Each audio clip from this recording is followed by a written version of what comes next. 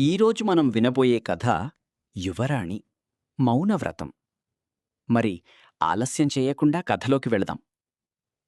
కోసల దేశపు యువరాణి మయూరీదేవికి యుక్త వయసు వచ్చింది. కుమార్తెకు వివాహం చెయ్యాలని సంకల్పించాడు మహారాజు.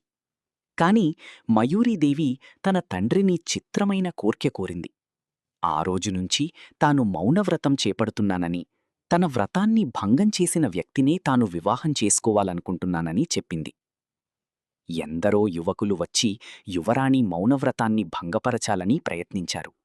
వారిలో ఎందరో అందగాళ్ళు, వీరులు, శూరులు ఉన్నారు. అయినా ఎవ్వరూ ఆమె మౌనవ్రతాన్ని ఛేదించలేకపోయారు. రోజులు గడిచిపోతున్నాయి. ఇక తాను తన కుమార్తెకు వివాహం చెయ్యలేనేమోనన్న దిగులు పట్టుకుంది మహారాజుకు. ఒకనాడు సభ జరుగుతుండగా ఒక యువకుడు వచ్చాడు. అతడి ముఖం తేజోమయంగా ఉన్నా ధరించిన వస్త్రాలు మాత్రం బీదవాడని తెలుపుతున్నాయి. అతడు మహారాజు దగ్గరకు వచ్చి నమస్కరించి, మహారాజా, యువరాణిగారు కొంతకాలం కిందట నన్ను వివాహం చేసుకున్నారు.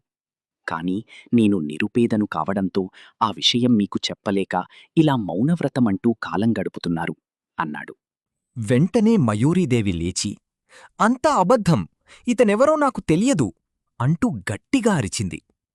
అతను చిరునవ్వు నవ్వి, అవును, నేనెవరో మీకు తెలియదు. నేను అవంతిదేశపు యువరాజు వివేకవర్ధనుణ్ణి.